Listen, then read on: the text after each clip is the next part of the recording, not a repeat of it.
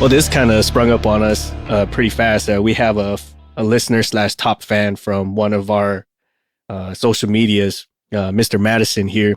And he also runs his own YouTube channel where he goes about being an AMP, and he talks about a lot of topics very similar to what our podcast does. And what really struck us was how he mentioned how some of the stuff that we talk about enabled him to continue doing what he does. Because let's face it, we mentioned this in the episode with Stig in Stig Aviation about how sometimes the aviation industry just drains you, just really sucks the life out of you. So when we hear stories like our guest Madison here, or our co-op host Madison here, we hear stuff about how we can help boost people up and help them strengthen their why. And that's something that we collectively want to talk about. And we kind of sort of hint at it in each of our episodes, as pointed out by Madison again, that we want to kind of discuss about your why and resilience. And I didn't mean to take away y'all's thunder about this. I'm sorry. No, that's fine. Yeah, we had a conversation. Madison, why don't you give us everybody kind of a rundown, a little bit of your history, who you are, and then we can dive back into what we were discussing here prior to well, at least us hitting record. Yeah, guys. I mean, I've been an aviation nut for as long as I can remember. I kind of blame my parents. They sponsored the Portland Air Show when I was really little, and so I got to go watch airplanes all the time. By 16, I took my first flight, and I wanted nothing to do with anything other than airplanes. So I made the super smart decision of joining the Army. I went in as a Chinook mechanic, and I did my 6 years and decided that I wanted to pursue aviation outside of the military. So I took a contracting job doing the same thing I was doing before and got my license shortly after that. And during my contracting time, I found that a lot of my friends were they were trying to figure out how to get out and continue in aviation. So I started a little coaching and YouTube channel during that time, and just before the pandemic hit. And then when I got back, I kind of abandoned the project. I went to work as at a little FBO. I picked up aviation work wherever I could. Bought myself a little house on the airport, but I just couldn't find another why to continue with what I was doing. I had sort of lost that reason to pursue that original dream of helping others get through their careers and navigate the difficulties of the industry. And I was just browsing podcasts, trying to find more aviation related or maintenance related ones recently. And I found you guys, and it just really reignited that spark. And I rebooted my channel. I've started coaching again a little bit, and it's just been a really great time at finally realizing that, you know, that why never really went away. I just needed to recognize it again and start really paying attention to it and figuring out what happened to make me forget about my why. And so what was that answer? What made you forget the why? It was really just, I came home and I went out to where I was contracting at the beginning of the pandemic. I got stuck out there for 367 days straight because all travel was halted. And then I came home and I just had so much to fix around the house. I was trying to find work, and I didn't think that I had the time or the ability. And I really started questioning my ability to continue doing what I was doing. I hadn't really done a whole lot with it before the pandemic kind of shut everything off, and I really had nowhere to go with it. And then I got home and got to work in an environment that really had a terrible manager. There's a guy who's been in aviation for 55 plus years, general aviation guy, but he didn't know how to play well in the sandbox with other people. And I was looking for more aviation stuff to re-immerse myself in that culture. And I found you guys, and a couple of your episodes really helped me through some rough days with this guy. He'd throw tantrums like a 3-year-old and then threaten to quit and then come back. He'd storm out in the middle of the day and come back and then expect you to have done what you were supposed to do, or what he thought he had told you to do, but he hadn't said anything except that you were wrong and I'm leaving, I'm quitting. You know, it was ridiculous. This rings such a bell right now. As I tell you, as I get older, if people play that game, I'll call your bluff. Bye. You know. Yeah. Bye. See you later. I straight up. There was one day I told him, because he was yelling at me because apparently we were sanding down a cowling for a Baron to repaint it, and I wasn't soaping it up and washing it off the way he said I should be, and he started yelling at me about it. Well, was it the way the manual says to do it, or the way he prefers to do it his own specific way? Because Six and I have ran into this where we've talked about this very recently, where, well, you'll always be wrong because you didn't do it the way that I would have specifically done it. Like, okay, well then why would I even try? Yeah. Well, that was kind of the way this guy operated. You know, the great thing about general aviation is that the manuals are so vague. Yes. Removing the cowling just says, okay, remove the cowling. All right. How? Just do it. Okay. I guess if I break something, I'll fix it later. But, you know, he had 55 years working on these specific airframes, and he had developed his own methods for doing things. And if you weren't doing it the way he did it, or if he thought you were doing his method not correctly, you got yelled at. And I told him that yelling at me was not going to solve the problem. And it's just making the company look bad, because there is people at the, there's people fueling their airplanes. There's guys in the FBO just on the other side of the hangar door that are trying to take lessons from the CFIs. You know, this is not an appropriate time or an appropriate reaction. And I said, if you're going to continue acting this way, I will just leave, because I can't provide a safe product. I cannot guarantee to the flight instructors and the owner of this FBO that what I turn out under these conditions is going to be safe. And I grabbed my stuff. He tried to call my bluff, and I walked out, told the owner of the FBO, I said, I can't work like this. He needs to change some things up, or you'll be one mechanic short.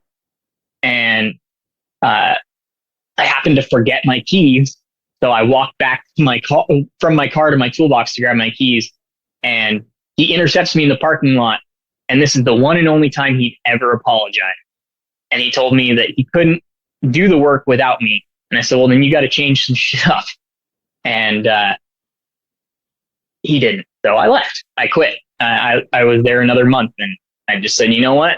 I can't guarantee that this aircraft is going to be safe when I sign it off. And that's my certificate on the line. I may be working under your IA because this school doesn't have their repair station certificate, but it's still my certificate number on this 100-hour or on this inspection. And if I miss something because of the way you are operating this side of the hangar door, then that's on me, not you. And I can't have that at the end of the day. You know that you brought this up, and it gives me two prime examples about sources of your resilience. This is kind of going way back to like the initial fundamental training I've ever received on resilience. And I'll admit it was very blurry because it happened so long ago, but I remember there was two that really stuck out to me. And the first one was pushback.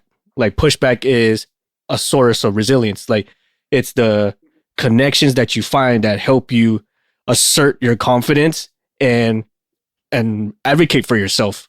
An example was that, like, hey, this is getting out of hand. You're pushing into us for stuff that may cause an unsafe condition.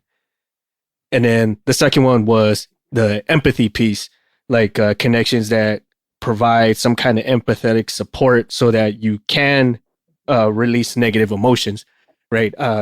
That kind of goes to when he cornered you into the parking lot, where he for however sincere his apology was or not, he said it, and then instead of you just say, well, F your couch, I don't care, you've already exhausted every last bit of my patience because I'm at this level.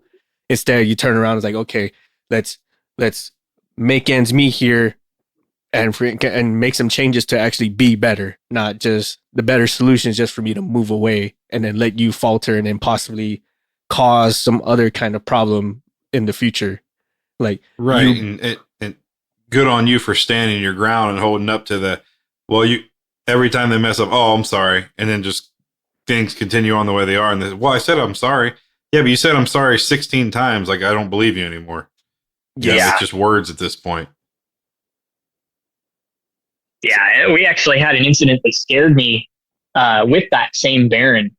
The owner flew it home from Longview to Reno, Nevada, and he flew through the night. And it's an older Baron. Before they changed the design, where the landing gear and the flaps have the same paddle. They're all a paddle switch. Okay. And yep. A couple of years after that, they changed the design so you don't mix up the flaps and the gear. And he was having some trouble with the aircraft, breaking into brand new engines. We threw 12 new cylinders on that aircraft, and he flew it home during the break-in period. And he gets about probably 50 nautical miles from home, and it's late. He's tired. And he's trying to clean up the aircraft while he's still taxiing down the runway, and he hits the gear switch instead of the flaps. No. And just bellies the aircraft with two essentially brand new engines. And the props were also new. But the blades weren't new, but the hubs were brand new, overhauled, because we had just done those last annual, and he probably spent $15,000 on this most recent annual, and he just basically totaled the aircraft because, and we got the text the next morning that the aircraft was dead, essentially. And I was like, first thing in my head was, what did I miss? Was it my fault? Did you guys get inspected by the FAA at all? No, surprisingly. I don't know ever happened with that. Yeah. That is surprising. So I tell people all the time, I'm like, like you said, hey, it's my name. I'm signing this off. This is my license and my ass on the line. So if I don't trust it, I ain't signing it. And I tell people that if you've never been under the investigation of the FAA, I have. That is not a fun time. That is, I am going to prison. I am going to this. Like, I'll never work again. I don't know.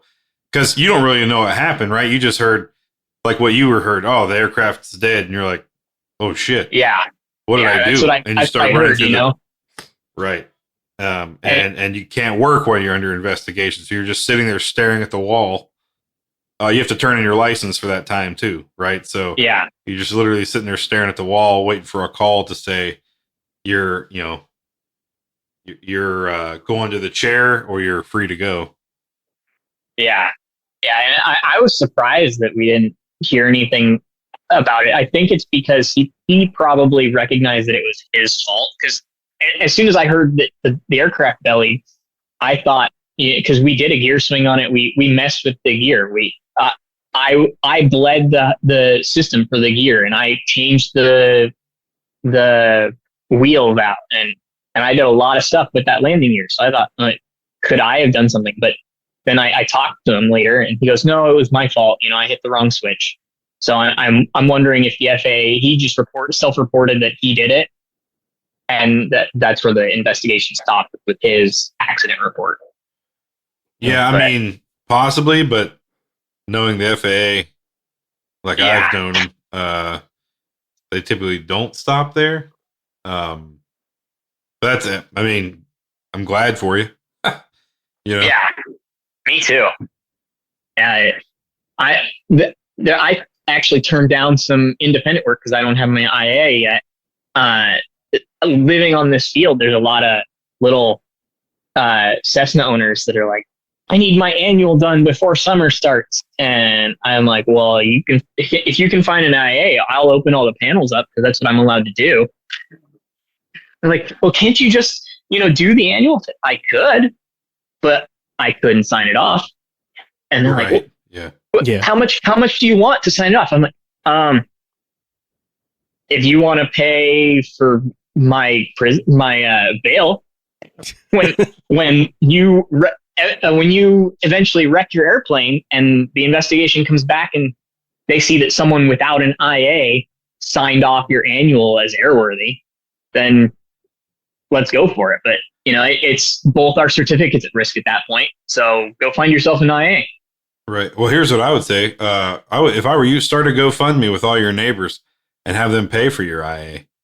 Yeah, I've still got another year and a half before I can take the test, but Okay. I definitely will be asking neighbors for help with paying for my IA. There's plenty of people that own airplanes on this little tiny airstrip. There's at least 8 aircraft here on this 1,800-foot runway. Wow. That's pretty Nice. cool. That's pretty cool. So I kind of want to focus a little bit about how you mentioned that you had some friends, yourself included, where you're having trouble we've had a air quotes mission or a task or a purpose, and I think that's the biggest one. Like we all had a purpose, and it self actualized itself, or it realizes itself very fast. Get this plane in the air because people need it and they need it now, or say in the military sense, get this plane in the air because people are getting shot at or people need to go from point A to Z really fast and they need it now. So like, okay, cool, got it. And then even with the civilian world, it's not as intense, but it's there. And then somewhere along the lines, you kind of lose sight of that. And you mentioned along the lines of coaching. What sort of things was very helpful to you as far as coaching, and then what kind of got you into coaching? Well, before we get into coaching, let's sorry. talk about, we were talking about this right before we hit record. You had friends getting in there, you guys that kind of lost the spark, the drive, the whatever. People were moving away from aviation. Hey, come do this. You said you had a plan. You wanted to do your it was a veterans only maintenance shop. Yeah, I kind of wanted to do. I got the idea just thinking about AOG, and I was like, well, who knows how to go rescue an airplane more than a bunch of aviation veterans? Down aircraft recovery. It'd be really fun to just hire a bunch of guys directly from active duty and kind of recruit that way to get supply and get AVI and sheet metal specific guys and kind of coach them into or help them get their AMT and transition into civilian life if they stayed with aviation and continued on with this AOG team. That'd be awesome. But if it just helped them get from military life to civilian life, that was kind of my biggest thought on it, was just helping them get it, figuring out what their new mission was. Yeah, providing that environment, saying, hey, I worked AOG for a while with private jets and such. And I think what the drive with that is that I was still on the road. I got to see a bunch of stuff, almost different things every day, right? And every day was something different. It wasn't manufacturing. It wasn't you're on an assembly line doing the same thing over and over, day in, day out. At a different airport, different situation, different troubleshooting. Like it was kind of it was fun, right? And I think, talk about the AOG, providing that variety and that constant movement and change keeps people, oh man, I got this and I got to get out there because this is a revenue flight. And, if we do this, if I can knock this out tonight, if I hit a home run, that customer is going to be super awesome. They're going to hit their revenue flight tomorrow, and we just gained a new customer. When they see the overarching picture like that, right? You're not just a mechanic. You might not be part owner in the business, but you see from start to end and how that benefits you as the individual, but as the company as a whole, right? And you feel like you're a part of something, and that's your mission, right? You're not just a cog in the wheel. You're the entire machine. Yeah, and that was kind of my thought with a lot of my friends that I've seen that have, completely left aviation, that their mission was, we've got to get this aircraft from Washington State to its objective. We have a time hack of 24 hours to get this thing disassembled on an airplane, flown to where we need to go, reassembled, and mission capable in order to meet the mission objective that we are going there to meet.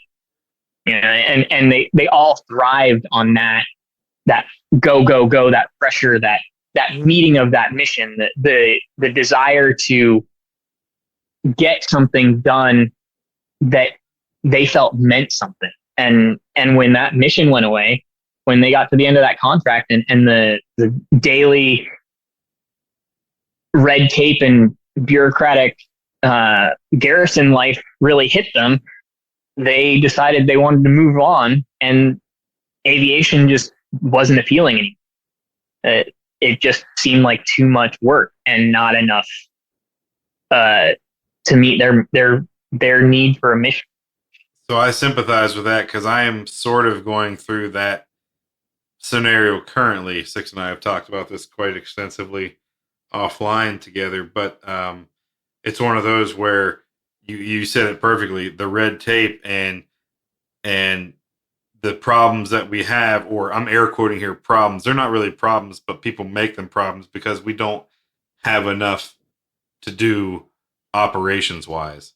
There's just not enough operations going on. There's not a target in mind. We're not hunting for anyone or anything.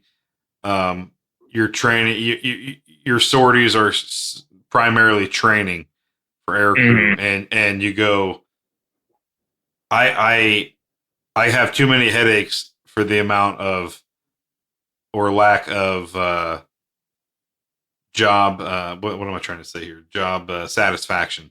Yes, right. I come from a pretty heavy ops background, totally mission oriented, whatever it takes, right? And yeah, you get your dick dragged through the dirt for long hours of the day and whatever else. But when you finally wake up on that pallet in the back of the bay and you walk in for the morning brief and your chief gives you, hey, because of what you did, we were able to save some Green Berets, but also we found a training facility and we pummeled it into oblivion. Yeah. You're like, yeah, hell yeah, fuck yeah. So now I was like, hey, we had to cancel that training mission last night. Why not? Well, we got a yellow fault code. Well, did we troubleshoot it? Well, no, we just decided to cancel it and then get engineering involved. What? Yeah, the bird with circle red X. Right. What are we doing? You know what I mean? Yeah.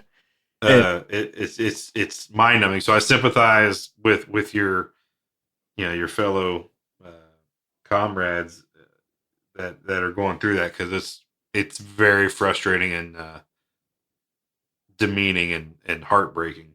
Yeah, I mean, when that was sort of what led to my transition from military to civilian, was just my mission changed, and garrison just got so ridiculous. I mean, I posted this comment on one of your guys' posts once about petty shit. And we had a master sergeant who took it upon himself during garrison time to decide that the hangar bays had too many trash cans.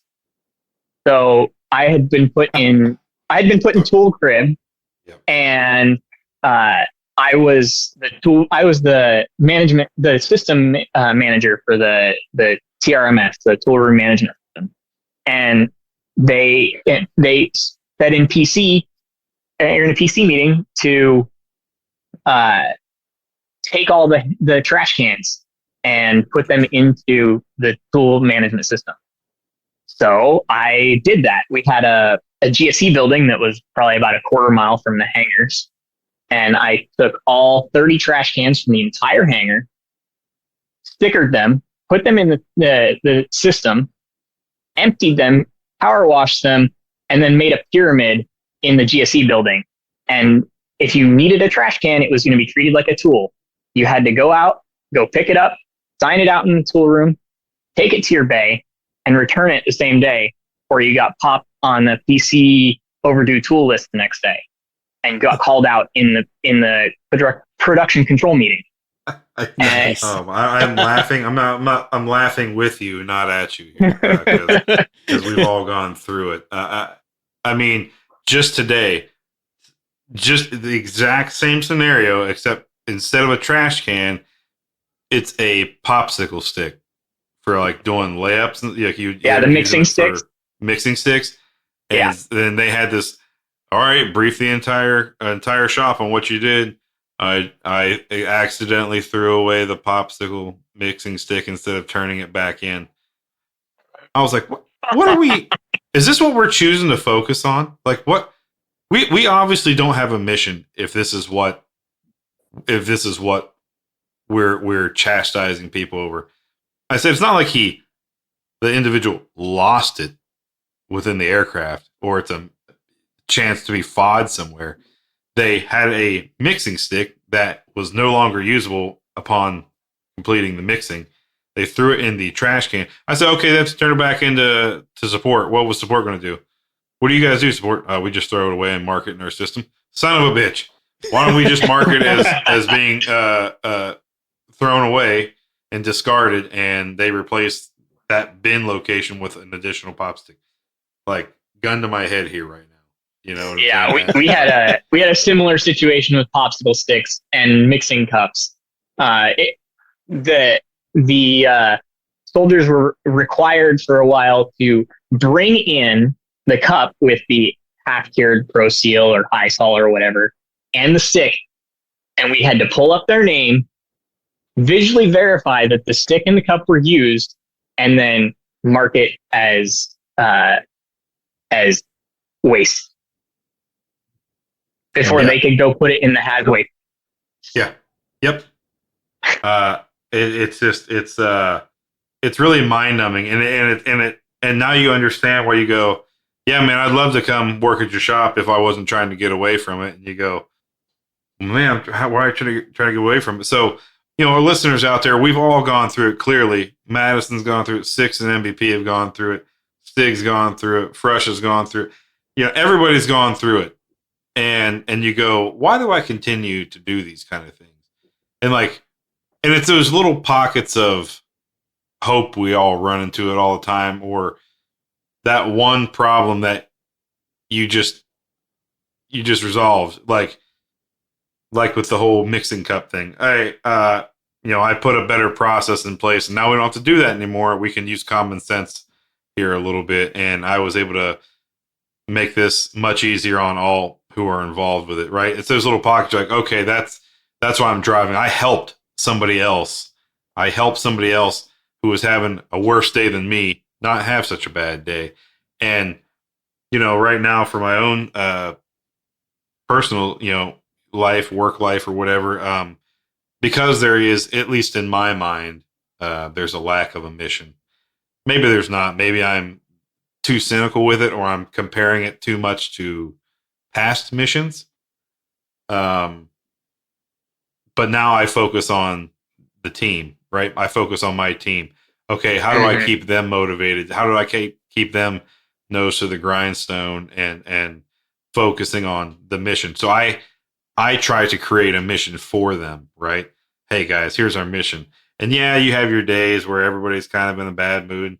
Just let them shit talk. I let them vent to me, right? And it can be draining on your own soul a little bit by trying to absorb the hate from others. So they focus it on towards you, and you can help them fix it rather than spread it around. because we all know, hate and discontent can spread like wildfire. Oh yeah. And you try to give them a mission. Well, hey guys, I know this sucks, but if we do this, if we can get this squared away now, that means we're going to save these other 10 steps over here. So I know it sucks up front, but on the back end, we're going to actually come out better for it because of X, Y, Z reason, right? So they might not see the full big picture. They're just seeing the part that they have to work now and going, this is stupid. Mm-hmm. But your mission is to show them that their mission is, hey, you're actually improving process or improving the product or improving safety or improving turnaround time, mission readiness time, reducing maintenance hours and increasing mission readiness times and all that kind of stuff, right? Yeah. And I think I'm gonna kind of pigtail a little bit. God, I can't believe I said that shit. But so I'm gonna expand a little bit on what MVP said. Like when you have like a certain organization, usually it's big ones. When it's big ones, it gets a little bit more weird. Your mission statement for that company or organization, you can almost it turns into a lost cause sometimes when it's so broad, right? Like connect, innovate, inspire. Cool. For what though? And it's not specific. What am I innovating? And who am I inspiring? Yeah. Those three keyword mission statements are always the worst. You can't really dial that down to the individual level very easily. Right. And again, I get it, like, because you're trying to look at it from the top of the pyramid level looking down. You kind of want it to be broad. I understand that. I'm not talking shit for people who are extremely successful, who've driven their whole livelihood of success on just 3 words. By all means, go for it. But for the general layperson, which is us, we need a little bit more specifics here. Give us a little bit more meaningful intent. Like, we're making flights to get people from point A to point B and do it safely. Solid. Yeah. You gave me a situation. You told me what's the end result, and you basically said, I leave it up to your innovative minds to figure out how to get there. Like, oh fuck, it gives me a little bit of wiggle room to invent the process for myself or figure out a way to keep the continuous improvement cycle going. And that kind of goes into the fulfillment piece, as both of you have mentioned with resilience, is if I don't feel fulfilled in what I'm doing, then I'm just going to self-destruct or I'm going to self-sabotage. I'm losing my way, so to speak, because where every time I take a step forward, I'm violating some kind of line, or I'm stepping onto a sideline that I'm not supposed to be, but I don't see it, or I'm not fully aware of what it is. Like, hey, you guys violated this and that. Like, where the hell does it say that? Well, you should have known. Like, well, obviously I should have, but no one's told me otherwise. So how am I supposed to know it's wrong? Yeah.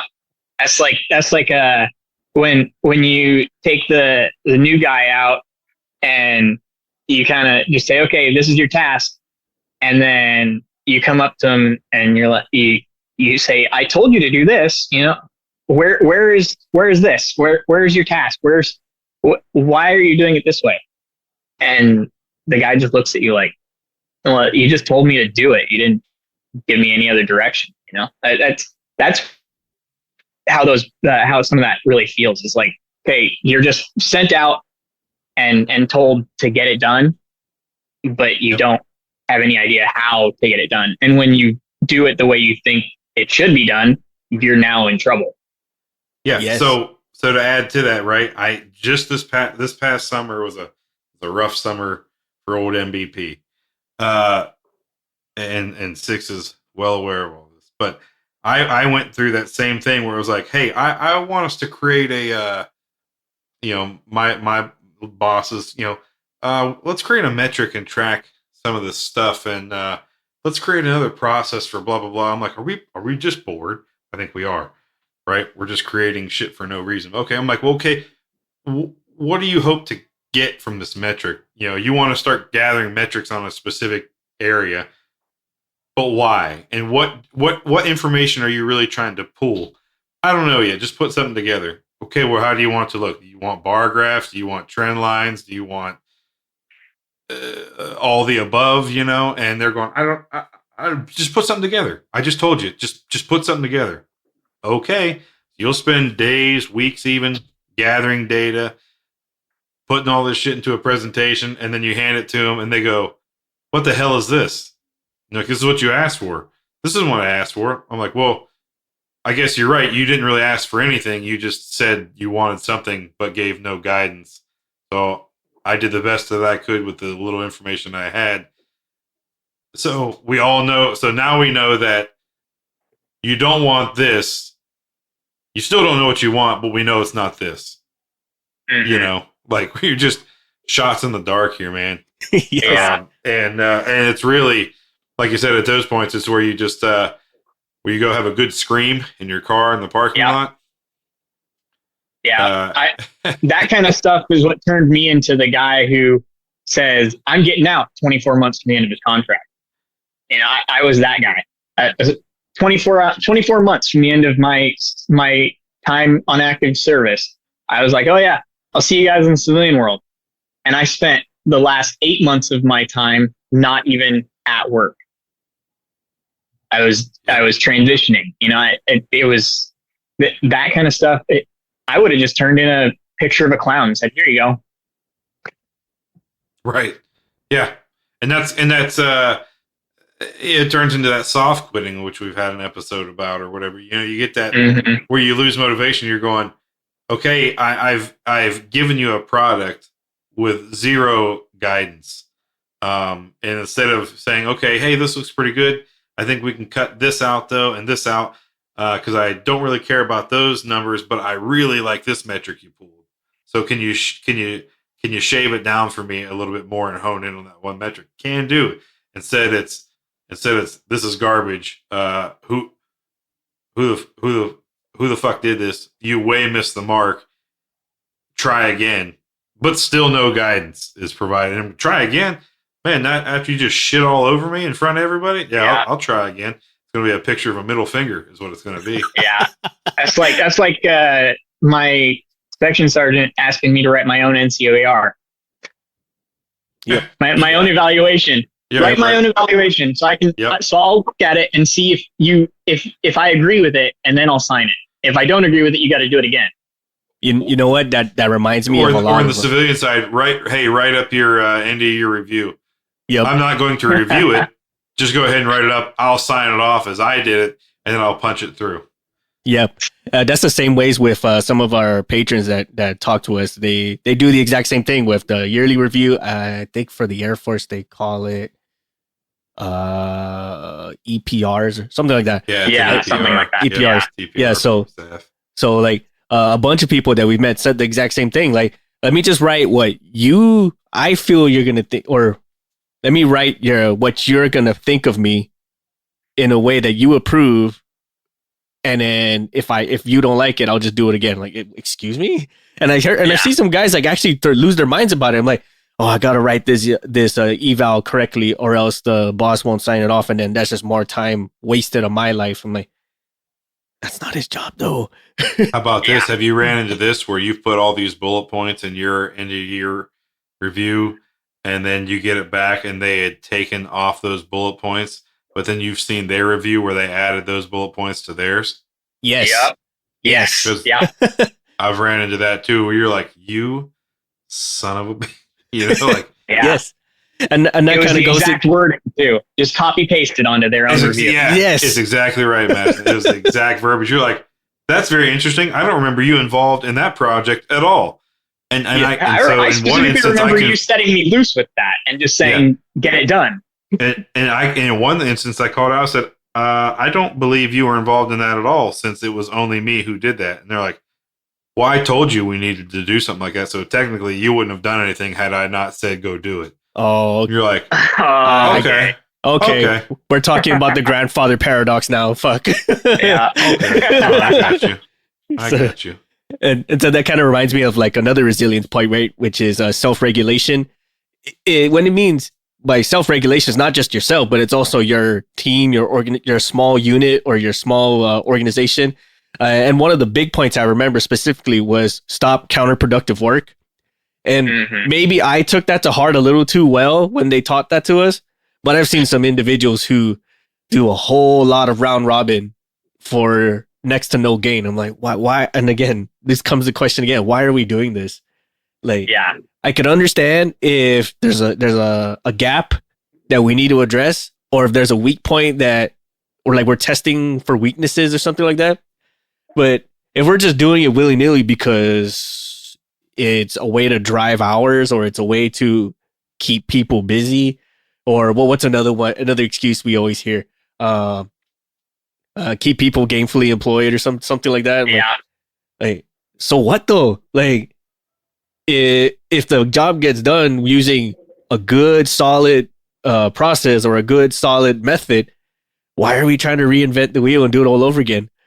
Oh, okay, I get it. Yeah, when there definitely are processes that need reinvented, but you get the classic, well, this is always how we've done it, so we're just going to keep punching the square peg in the round hole every time.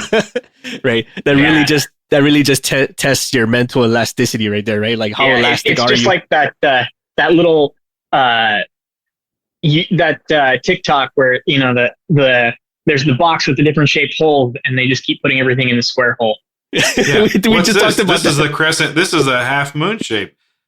You're right. And it goes in the square hole. Yeah. Here's a triangle. Where does that go? The triangle. The triangle, yeah. Nope, the square hole. That's right, the square hole. I remember that video. Yeah, I mean, it's I'm like, just because we make it work doesn't mean that's how things should stay. But you know, like you said, we find, and let's face it, right? Just what we're doing now, the shit talking is part of our resiliency. That gets me through the day. Mm-hmm. I got to tell you, if I can't go to work and smoke and joke with my team, and maybe that's why Sticks and I have talked about this, maybe that's why it's taken me so long in my career to get to where I'm at now. Maybe because I clown too much, but if I can't have fun at work, I will be the first to admit to anybody, the owner of the company, that it's not worth me showing up. Yeah. You know, you got to have that camaraderie, man. If you show up every day and you look at everybody around you and going, fuck you, you're cool, fuck you, you know, like, that's no good. You can't have that. So, you got to find those pockets of joy to keep that spark alive. And like you say, sometimes it's that one little thing where you help somebody else who was struggling through the day. It might not even been your project. You're just walking through the bay and you see somebody over there going, hey, what you got going on? Man, they got me, you know, cleaning out these trash cans. And then I got to put a barcode on it. And then I got to stack them up and I got to check out individual trash cans now. Oh my God, why are we doing that? I don't know, but that's what management does. Well, shit, let's at least have some fun with it, and let's label the trash cans a funny name in the tracking system, in the tool, you know, the computer system or whatever. Just stuff like that, you know, like you know, it makes it a little worthwhile. Or you got like little nicknames for the trash cans. There's still stuff in our tool management system that I put in there about 5 years ago that some of my buddies that are still at the unit tell me they can still sign out. And it's like, there's a wall plate for an electrical outlet that I put in as a training piece, and it's still in the system. Just because that was the kind of levity I tried to bring to the workplace. And, you know, it was my way of helping everyone else around me deal with the bullshit. And you know, we had a pretty lax workplace, you know, CW 4 and 5s that we spoke to by first name, you know. Wow. Yeah. And now I'm hearing from guys that are on their way out that there's leadership in there now that culture is gone. That camaraderie and that ability to really connect with your superiors and foster an environment where people want to stay is no longer there. See, that's the key word right there. I think guys like us, right? We pick up that mantle and go, okay, if upper management is not going to do it, I'm going to do it. I'm going to keep the team. I'm going to be the person. I'm going to make this an environment people want to go to. They still may hate. They still may not 100% like their job, and they may 100% hate upper management.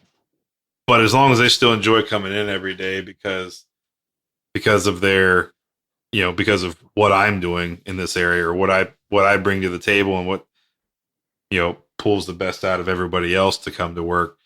That's what I do. So that's kind of where I focus a lot of my efforts day in and day out. So I wanted to say that to tie in with your coaching, Madison. Yeah. I know you do the coaching, so kind of run through like what you do to coach people to find that spark to stay motivated to despite shitty leadership or shitty management, you still draw the team in. One of the first things I really do when I sit down with somebody is I ask them why they chose, because specifically in the Army, at least you can choose your occupational specialty. So a lot of these guys, they went to the recruiter and they specifically asked for a 15 series in aviation. And so I asked them why they chose that. And then I asked them why they wanted to put in the packet to get to the unit we were in. Because you don't just get assigned where we went. You are selected.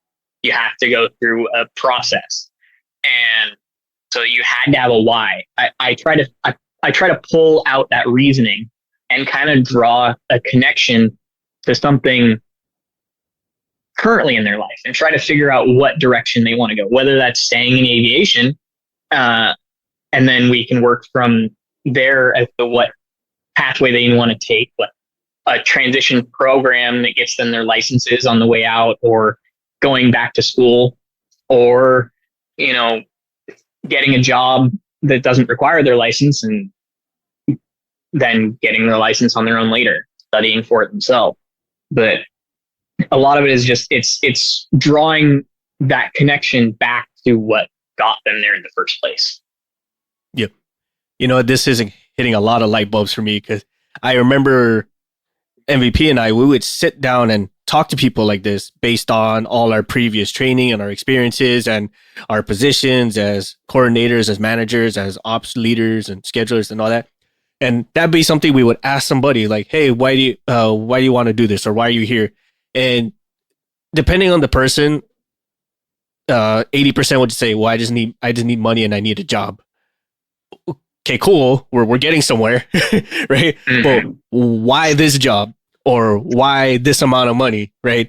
It's buried in there for pretty much everybody, and they know it. They just don't realize it because they're so used to just figuring out what the vessel is to get them there.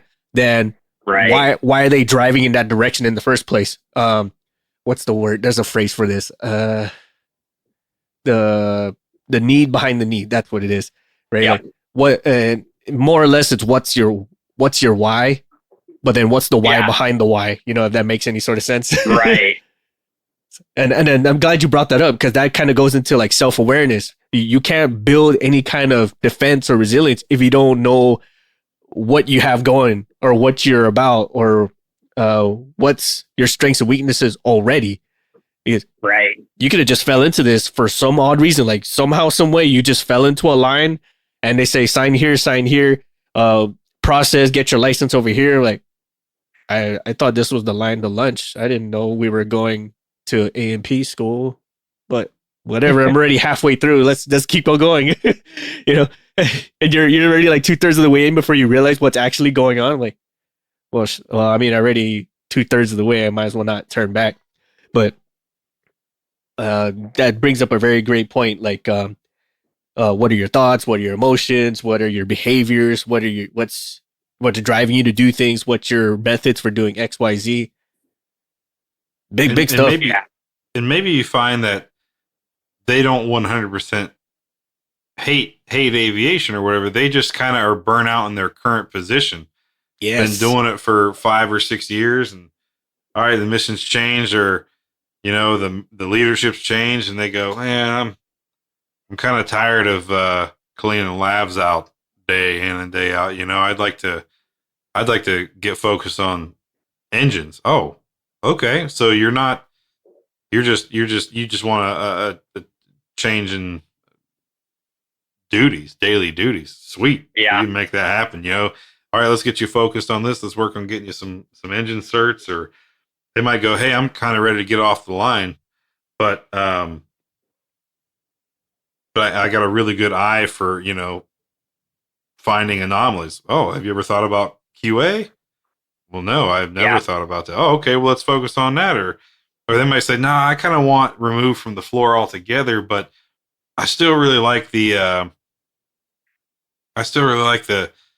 the paperwork side. Okay, well, let's get you into the forms. Let's get you into policy creation. Let's get you into the legal side of things. Let's get you into let's get you into sales or customer service if you're really good at talking to people, like.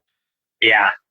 Yeah. And once you really nail that down for somebody, those are the kind of people that can really affect change, because they know that that's what they want. And that's kind of my mission too, is just get people to nail down what they want and help them get there, because we need that in every industry, and especially in an industry as turbulent as aviation. Right. Well, they know that's what they want, but there's also somebody helping them get there, or pushing them or guiding them there, because maybe some people kind of have an idea, but they're afraid to take that step. Well, I've been doing this for so long, like I might as well just keep doing it. Well, no, man, you can do it. I can. Yeah, and here, let me show you how. Oh, and you can say, well, how could they not do it on their own? Well, you just Google it if you want to try something new.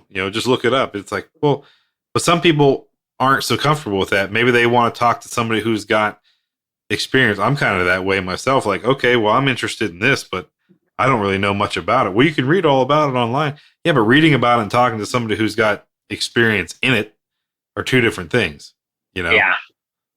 Yeah. And that's I really like to point people to their local airport when they're interested in aviation, but they have no experience in it. It's like the dudes who go have coffee in the office at the local airport are the dudes who have the experience that you need. So go, and they're not afraid to talk about it. They'll talk your ear off for hours, because they are there because they want to be, and they like being there, and they want other people to be as passionate about it as they are. Absolutely. And that kind of reminds me of some individuals who have expressed their frustrations, let's call that, with aviation in general. Like, I'm tired of working day in and day out like this. I'm tired of smelling like fuel. I'm tired of my hands being bruised, or et cetera, et cetera, et cetera. And we would say, like, well, like, what do you really like to do? And we're like, well, I still like planes. I just don't want to be rolling around in the grime and the grit all the time. Have you thought about engineering? Right? Or something like that. And again, I love that you said that. Like, I just want to help them find their drive and then aim them in the direction that best helps them. And MVP brought it up perfectly. He's like, maybe you just need like a mentor, or you need a direct, like, hold your hand coach. Sometimes we need that. Maybe not someone you pay, or maybe you do need someone you pay, because some of us are stubborn like that. Like, we don't invest in something until we know like there's some equity behind it that we could lose if we don't use it. Example is myself with a gym membership. I'm going to be completely honest with that. Like, those are just those. I can't count on both hands and feet how many of my friends have gym memberships that they've been paying for years and haven't been to the gym more than once. Okay, yeah, I'm not that bad. but it's only my methodology when I buy gym memberships is I try to find somewhere that's close to work or close to where I live, and then I would try to buy like the second most expensive package there, because my mind just works like that. If I'm going to invest the money to do it, I'm going to get my money's worth. Like, if it's $50 a month, I'm going to spend $50 a month in that gym. Right. Nowadays everything is a little bit limited, or it's expensive now because of all the way the economy is going now. So my mind now is investing towards like a home gym, like a Peloton bike, or just like a couple free weights, stuff like that. But some individuals are like that when it comes to their careers or their health, in whatever form their health is. Like some, you just need to have that that weight of loss that accountability that comes with spending money on it. Yes, that's it. That's it. I was trying to go for it. I'm like, what am I trying to get at here? Trying to simplify this. But you say, okay, I got this coach and they've set up these meetings with me and they've tasked me with some of these things. Well, I better go and do my homework on these things for them and then show up for that meeting to talk about what I found and next steps to achieve my goals. Well, if I don't show up to the meetings, or I show up to the meetings and say, sorry, I didn't research anything, what you got for me?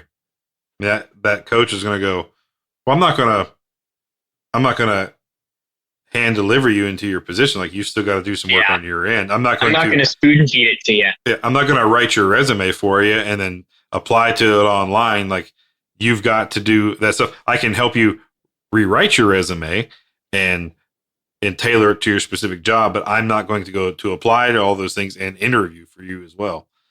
But I can help you get to those directions. I just can't, it's like wrapping a gift. I got the paper all around it. All you need to do is tie the knot in the bow. Yeah. Yeah. I've done several resume sessions with some guys where they paid me.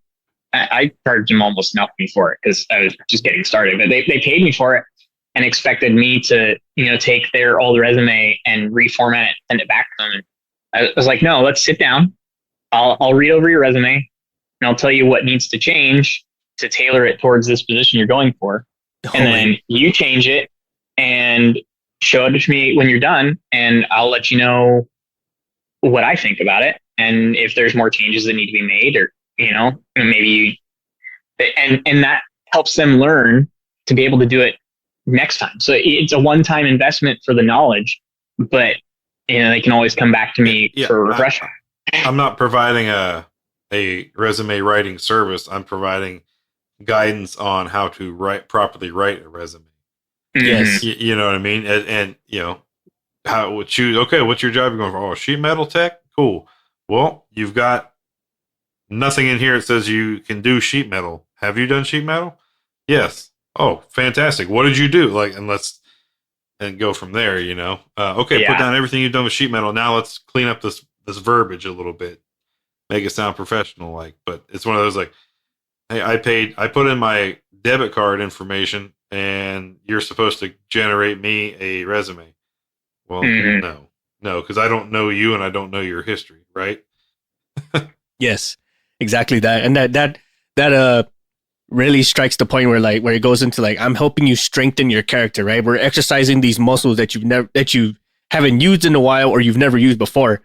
Adding a new tool to their tool belt. Yes, yeah, exactly that. And I love that you guys are touching on this because this is sparking so many ideas in my mind of how scenarios can pop up where someone will need this help or they expressed it that they need something, but they don't know how to go about it. And I've seen the negative too, where people just kind of hand it to you and just say, okay, make me a zero fail product. I'm like, that's never going to happen.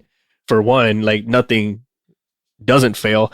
And then two, I'm not going for the job. My job is helping you, which is what I'm trying to do. But I'm not going to, like you guys said, I'm not going to hit the home run for you. And then, because then they're basically interviewing what I know. And of course they're going to love it because I know how to talk to them. And then here you come and show up and then they realize what the hell is this? Right? You clearly don't match your resume. What happened here? Oh, we could totally do a whole episode on that by itself. I have a hilarious one from my contract. That I was looking over submitted resumes, and I had seen my buddy's resume because I helped him redo it to move on to another contract.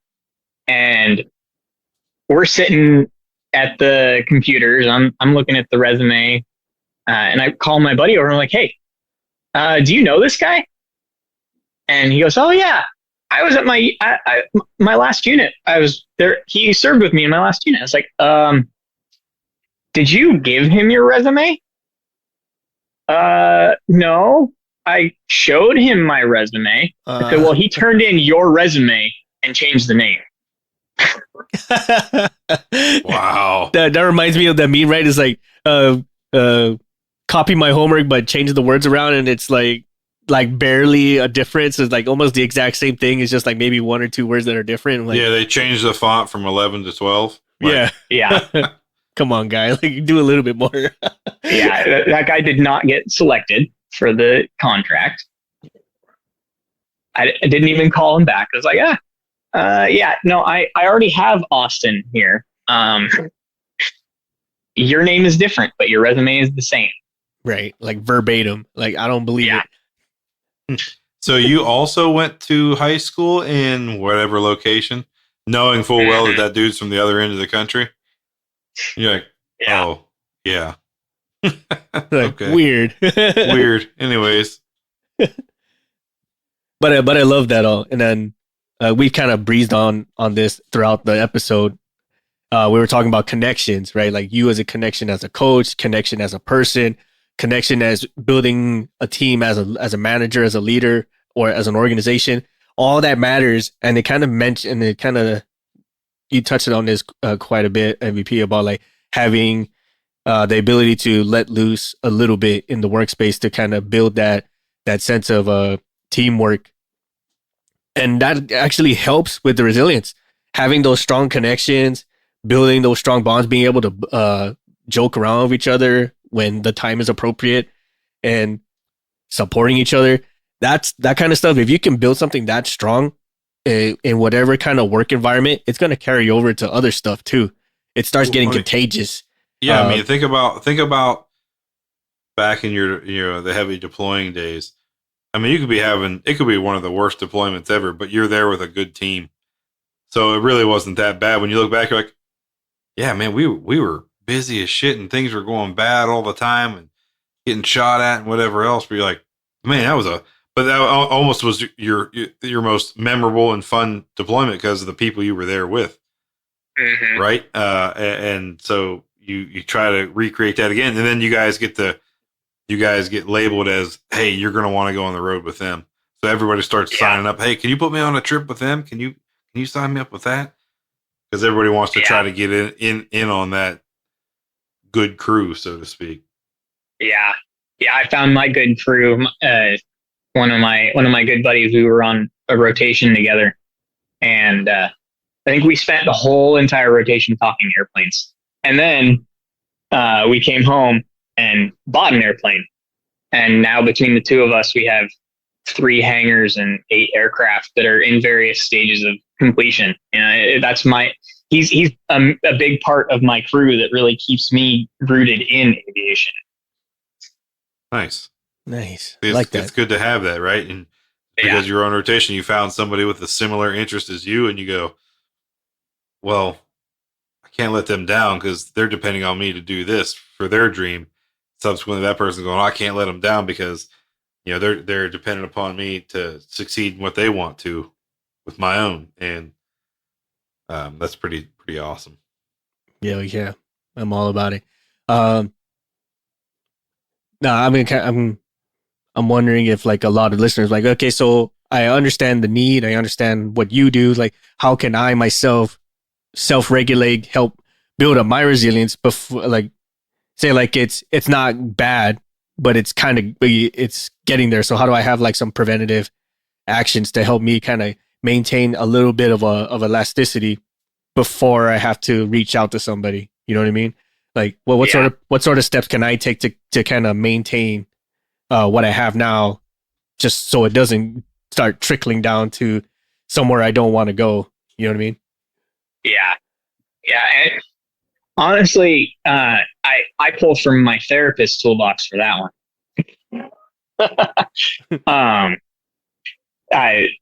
I have a safe space, as millennial and as crybaby as that sounds. I have a mental safe place where I go, and I know I can picture that place in my mind in its entirety, and that place is where I can just release everything and no matter how bad the day gets, I can go to that place mentally and I can say, you know what, I'm gonna recharge and I'm gonna go find my friend that I have at work. It doesn't matter how terrible a workspace is, you're always going to connect with at least one person, unless it's an absolutely toxic place.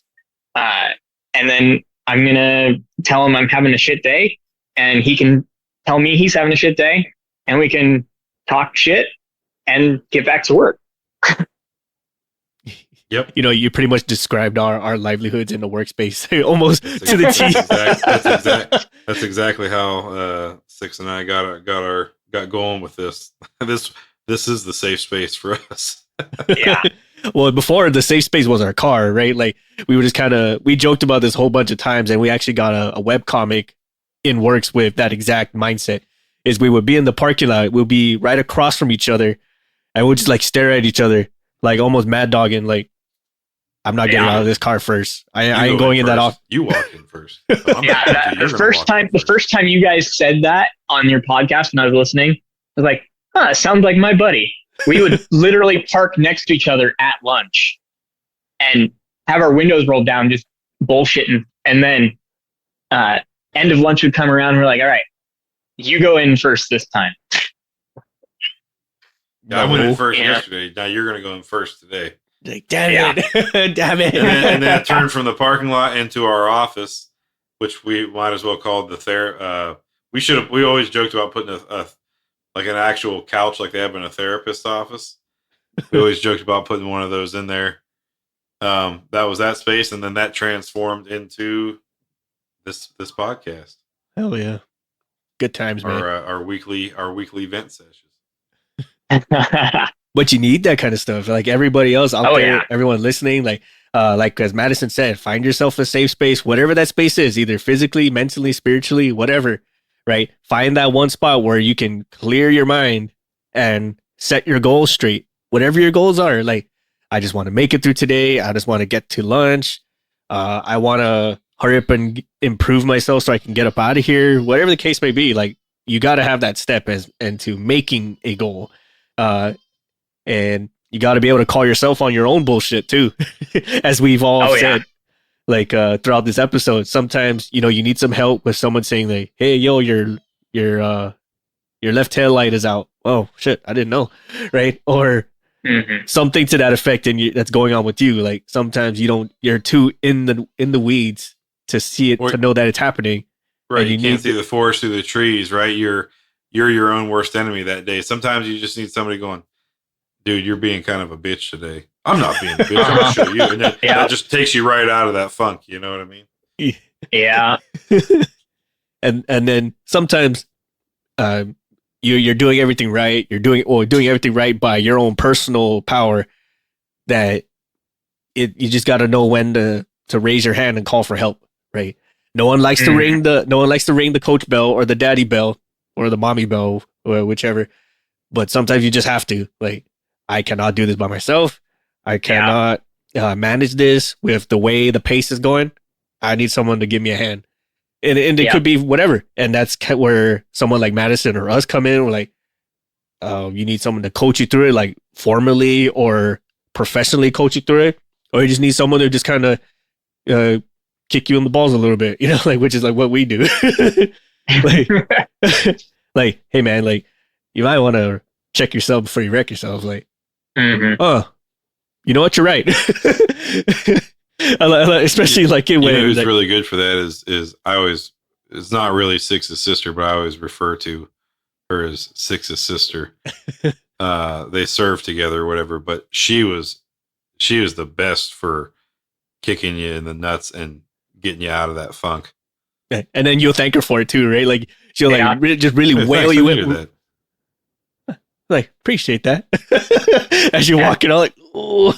Just tell you to put your purse down and grab your balls or something. Something like that. Pretty much, yeah. Pretty much. Basically, like, come up and like shit talk you to the point where you're like, what the fuck? This is all unwarranted. Yeah. You're like, I don't know. I just kind of noticed you're being kind of a real big bitch today. And I'm going to tell everybody you're being one. So unless you change, I guess everybody's going to know that You are one. Yeah. So catch you later. And then we'll just walk off. And you're like, I'm not that way. You're that way. I'll show you. I used to if someone was struggling on a task, I walk up and say, "You need help?" They go, "Yeah." I said, "All right, if I get this, you have to call me daddy the rest of the day." Heck no, right? You know, they start rolling up their sleeves like, nope, not gonna happen. Nope, get away. Put down the tool. I'm gonna finish it. But sometimes, you know, like your mental elasticity or your mental agility is just stretched so thin that you just need that kind of person, whether it be poking fun at you or actually professionally helping you. In cases like with Madison, we're like, let's write this down. Let's visually see this, visually actualize this, or whatever means is the most helpful. Let's call it that. The most helpful to you, and then you got to be able to self-regulate yourself to actually do it. Right. Mm-hmm. Example is as pointed out by Madison. We're like, I'm not going to do your resume for you. I'm going to show you what you should do, but you would be the one to do it. You got to regulate yourself to do this, because if you're just a returning customer with no gain whatsoever, like at some point, like you know, you're uncoachable at this point. Like no one's gonna. Yeah. Well, if I got to keep going and changing this gearbox oil filter because, you know, for whatever reason, you just can't seem to do it. So next thing you know, it's you never really learn how to do it, and it's me doing it every time. So you conned me into doing your job, and you're still dumb. Yeah. You know, right. If you're uncoachable, you're gonna get benched. I'm sorry. You know, that's just what's gonna happen. You know, well, and that's the reputation you'll have too. Yeah. You go, hey, what are we going to assign them? I don't know. Assign them to the broom again. Like, wait, I got no need for them on the line, you know? Go mop the rain. Right. Yep. And we're not saying this like to demean you people. We're just saying this like you got to learn to accept stuff when people tell you the truth about you, and you also got to self-regulate yourself into not being defensive about it. Like no one likes to have shit talked about them when it's true. Nobody does. Yeah. I get pretty offended myself, not gonna lie, but you gotta be able to have that kind of bounce to realize that we're not talking shit about you to talk shit about you. This is actual gaps I myself or we see, and we're trying to help you get through it. Now, some might have some very questionable methods to get you there. I'm not going to say, I'm not going to give examples because I know they exist. But if we're going to do this in a professional setting, right, then it's like my example with the gym. Like, if you're investing in this, it'd be in your best interest to get what your money's worth out of it instead of just right. Or it's one of those like, hey, I have no problem collecting your money from you. So if you want to keep paying me and you don't want to learn anything, so you're gonna be a returning customer, okay, sure, I'll take your money. You know, like yeah. I'm not gonna go, well, this doesn't seem like this is for you, so we should probably cancel this meeting and relationship, and you go all about your merry way. Here's your money back. Oh, if you're gonna keep paying the monthly fee and refuse to show up, guess that's on you. Yeah, I had a few Joes that got real strong before they got smart. I love that. That's funny. That is pretty funny. So this is a personal question from us to you, Madison. As far as coaching is concerned, is there any sort of how-to or training or whatnot that you feel will help people be better at coaching? I'm going to heavily lean on YouTube here. I mean, you can learn anything on YouTube, but at the end of the day, really, someone who's good at coaching, it's something about that person that just makes them really good at connecting with people. If you can learn how to connect with somebody and really figure out how to get their potential to come to the surface, that's really what makes a good coach. It's not about hand holding. It's about learning how to connect with someone and draw that potential out of them. And when you can learn how to do that, you can teach someone. If a good coach can get a fish to learn how to ride a bicycle. Ooh, I need me one of those. I need Right? one of those. Yeah. Yeah, I get what you're saying. You got to make the right connections. You got to be personable. You got to also be, people got to feel sort of a trust with you, or a safe, some type of, safety net with you, knowing that, you've got their best interest in mind and you want nothing more than to see them succeed.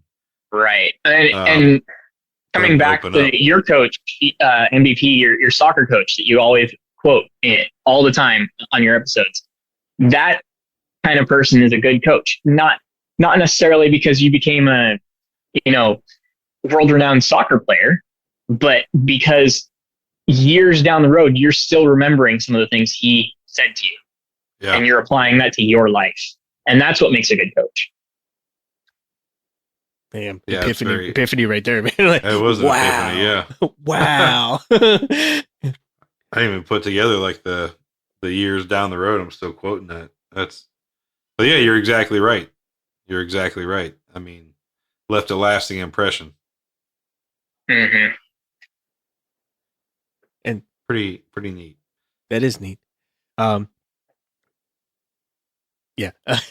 And so, like what we were saying about all of this, like being able to find a good coach, knowing who's a good one, having someone who can connect with you, and some of the lessons that I won't say they'll apply to everything, but they apply to a situation that when you need it the most, right? Or for some kind of scenario that you need it for the most. Madison MVP have given such fantastic examples about all of this, like with the soccer coach, with drawing out the why and the drive from all of you, helping you find a purpose. And that's really the essence of resilience, is you got to be able to have a good base, right? And it's not like some bulletproof armor that we just shield around you and people can talk shit at you all day long and it just bounces off of you. That's really not. It's continually adapting and modifying, right? Right. Yeah. Like you said, getting shot full of bullet holes. Okay, well, that armor wasn't too thick in that spot, so let's go ahead and re-armor that or upplate that a little bit. And then I noticed they don't ever shoot on the right-hand side, so maybe I don't need actually this much armor over here. And you just continually modify, adapt, and to tailor it towards your own specific goal or goals. Right. Yes. And don't discount yourself too much there, Six. Not to inflate your head any bigger than it's already gotten, but MVP and I got to a lot of the points we've made because of things you pigtailed in. And there I go saying it. It's contagious, man. I'm telling you, these words, they exist for this long because they're so contagious. Mm-hmm. Like, I hate it, but it's so useful. Yeah, it behooves you. Oh, I just used that today. It would be of who of you. But moral of the story, everybody, is like be self-aware of what you do and don't have. Know where you are and where you want to go. Wow, I just quoted a Moana song. Holy shit. Anyway, right? Know where you are, know where you want to go, and understand that sometimes you may need a helping hand to get you there.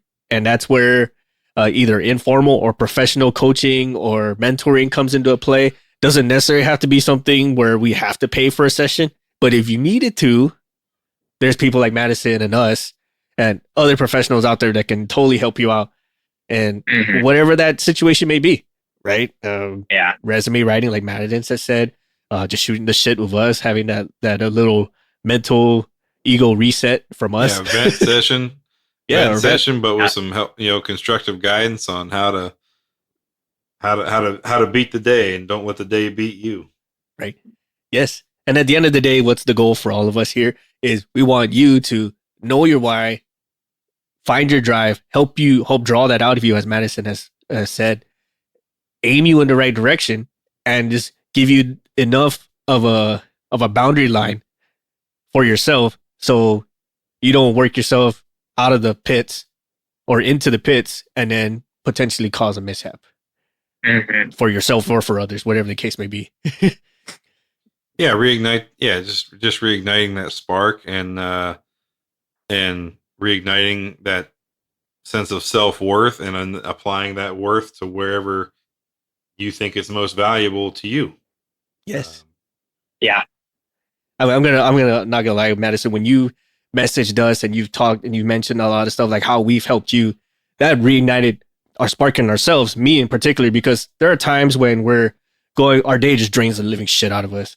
And we take a look at the show itself, and there are times where like we don't get enough interaction as we feel we need, or we visit back some of the negativity that some people have said, or we see the progress of other people in other areas, and we start doing that side by side comparison for some subliminal reason, and then we hear stories like yours. I'm like, you know what, man, we're doing all right.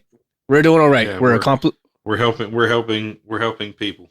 We're accomplishing. I'm glad I could help break you out of the imposter syndrome for the day. Oh, definitely. Most definitely. And I'm going to be honest, like with the title for that episode came out because I was mispronouncing shit all throughout the episode.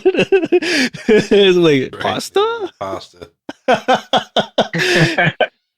But again, you know, like finding that reignition to get yourself going again. It can be internal. It can be something external. It can be something you just never expected to happen. And then all of a sudden, wow, there it is. And then here we are again in the doing the do. Yeah. Getting it done. Get it done. Any final thoughts from anybody? Madison, any final thoughts for the crowd? Just resilience. It's about finding that strength, but it's also about being flexible. You can make your armor as strong as you want, but if it's not flexible, you can't move. And if you can't move, you can't adjust course, and you're just going to crash into a wall. It doesn't matter how much armor you put on. If you crash into that wall at 100 miles an hour, burnt out, you're not going to get out of that crash. You're gonna get stuck. So you've got to have that flexibility to be able to change course when you need to change course, and have that strength to be able to utilize that flexibility. If you are too flexible, you're going to have just as many problems as if you're too strong, and you've got to find that balance. Very well said. Very well said. MVP, like, yeah, any final thoughts? Yeah, so my end, I would just say notice, be cognizant of yourself and notice when it's time to make that change. Yes. Don't sit in the pit for too long, right? Might not be able to see the sun anymore. Recognize when it's time to go. Yeah, I think it's I need to change something about my day, my career, my personal life. Pick one thing that you can control, and then start making incremental changes to that. Once you've got that to where you want to be, grab that next area. Yeah. One last thing before we head out, Madison, where can listeners and people find you? They can find me on Facebook or YouTube at. Hold on. Can you guys still hear me?